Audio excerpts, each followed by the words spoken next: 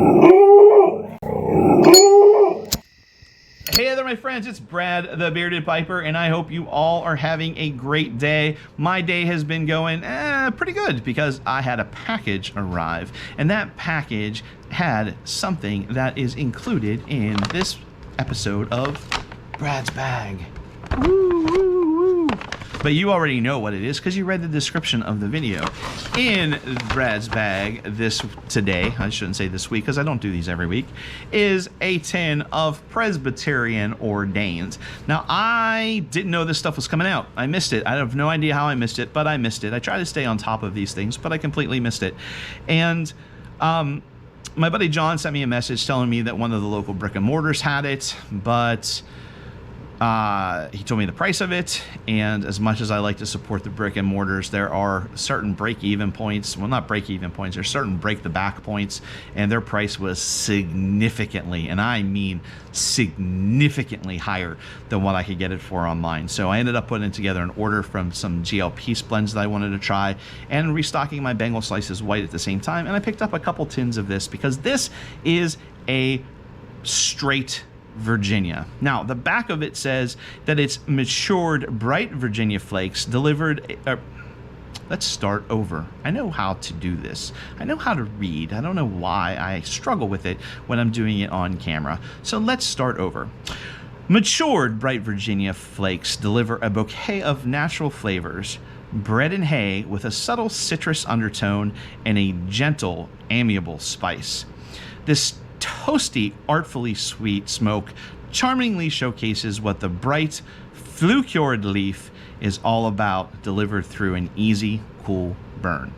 Awesome, right?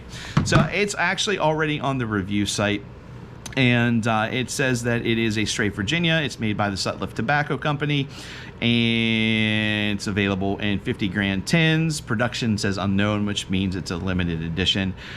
Strength is mild to medium, no flavoring detected. Taste is mild to medium, and room note is pleasant. And there are 2 reviews, and both of those reviews gave it 4 stars. And of course, I think Jim Inks gets stuff early because he is such a fantastic reviewer, and I usually find everything that Jim does to match a lot of my tastes, and he says that it is extremely mild. So let's pop this bad boy open. I wish I could do like Beans 316 and just rip it right off, but I don't have that kind of strength that he does. He's like superhuman. Ready?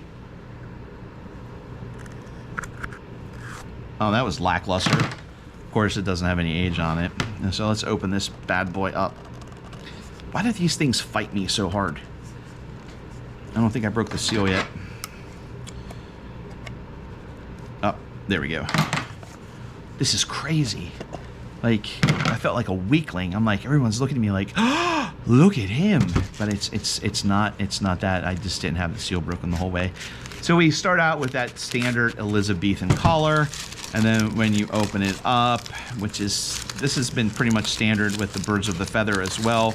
You open up that Elizabethan collar, and you have this little black wrapper thing here, and then you open this up, and there are the flakes. And you can see the different colors there of the different Virginias. So let's pull one of these flakes out, and they're nice. They're nice flakes. They're really thin, super thin. You can't really see that. So let me get a couple of these. Oh, some of them are nice wide flakes. So let me get a couple of these rubbed out and get them into my pipe, and I will be right back. All right, let me show you a picture right around here somewhere of the consistency that I rubbed these flakes out to. Sometimes I'll go a little further than that, almost down to a ribbon, but I'm leaving this one a little more of a, not like a thick ribbon type thing, as opposed to taking it down real fine, which I do most of the times, but we're gonna try this way. The moisture content on this stuff is fantastic, and I should have given a tin note right out of the bat, but I missed that, so let's try again. It smells very good, very much like Virginia, and because there's not a topping on it, you know, I don't pick any toppings up. How about that? No topping, I don't smell toppings. It definitely smells like hay to me. I have a bale of straw on my deck that I've been using to try to suck up some of that mud, which is not been working the way I want it to be. Now I have mud that's full of straw, which is going to be a pain in the butt cleaning up this fall.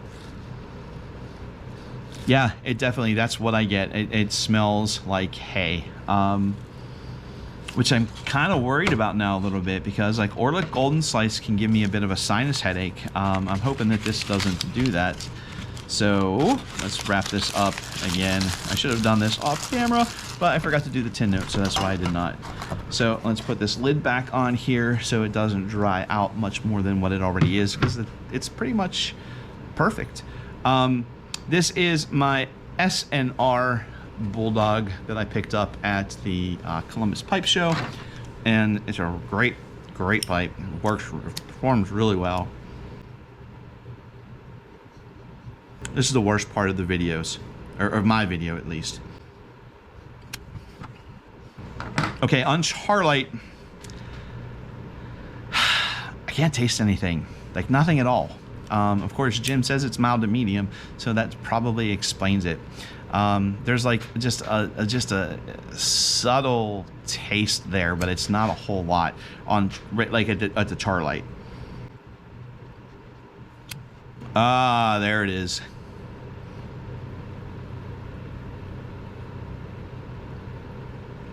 Definitely sweet, which is what the actually the back of the tin says.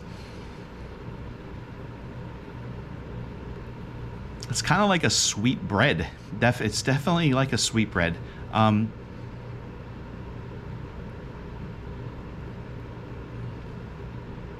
can tell right away, because it's a straight Virginia, if I puff this too hard or too quick, I'm definitely going to get a burn.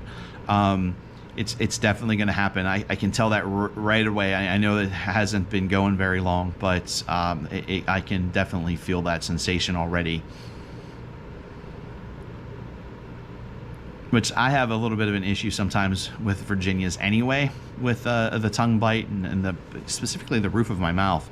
And I know that has to do a lot with my cadence and my puffs, because I take a lot of big puffs and I take a lot of little puffs, and I take them all in rapid succession, which is not a good thing with Virginias, and I know that can be part of it. The other issue is this heater right here.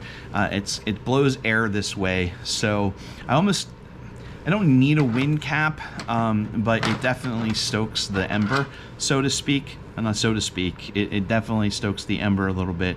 So I'm often holding my pipe like this, just so I can keep that wind off of it. Once it gets down below like a third of the, down to like 2/3, or even 3/4, it doesn't affect it as much anymore. But when I'm sitting here bent over like this, reading my Kindle or watching videos, then that's usually when it gets. So let's get this bad boy going.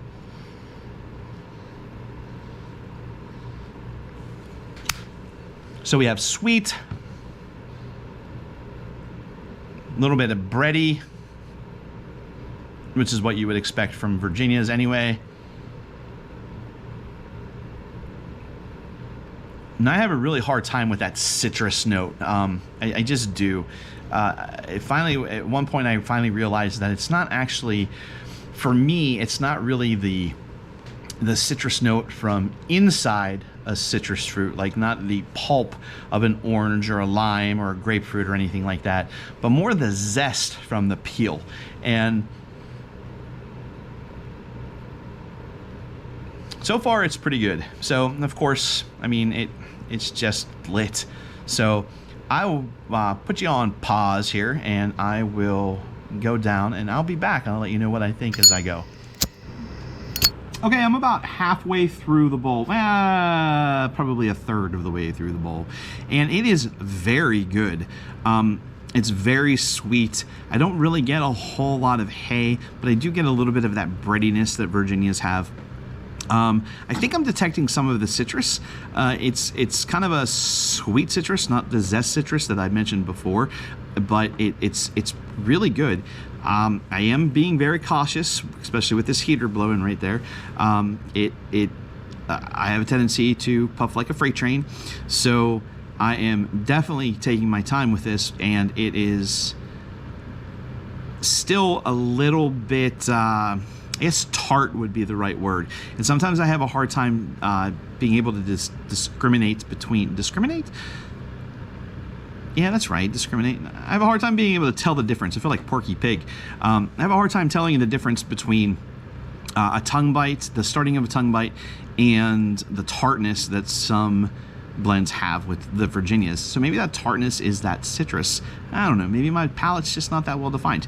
So let me continue on and I shall return. Okay, I'm pretty much done with this bowl, and it was very consistent the whole way through. Sweet, pleasant, that tanginess, tartness kind of was there a little bit, but not overbearing. The tip of my tongue is a little, I don't know, it feels a little strange, kind of not quite tongue bite, but not far from it. And again, that heater right there might be part of that. It's very sweet. It's a sweet bread taste more than anything else. Exactly what I think I would expect from a Virginia. I did get a little bit of a Swedish citrusy type of a taste there as well. About 3/4 of the way in, it started to dissipate, but it was pretty good. I really enjoy it. I bought 2 tins. I kind of wish I bought more now because I think this is one that's going to only get better with age. It's really good fresh out of the tin, but the tin does say that it is aged Virginia, so I don't know how old it is, but it is very, very good. So I'm kind of bummed out I only got 2 tins. So it is really good, and I have a feeling I'll go through this tin pretty quick. So the other tin is going to age. I'm going to wait for probably, I don't know, who knows how long. I have so many other blends to try. I think I'm going to try to let this one age for a couple years or more. So that's it, my friends. I hope you enjoyed this episode of Brad's Bag. I hope I made sense. I hope I wasn't rambling, and I hope you all have the great weekend. And until we meet again, I hope you all remember it's better to pack your pipe light than it is to pack your pipe tight.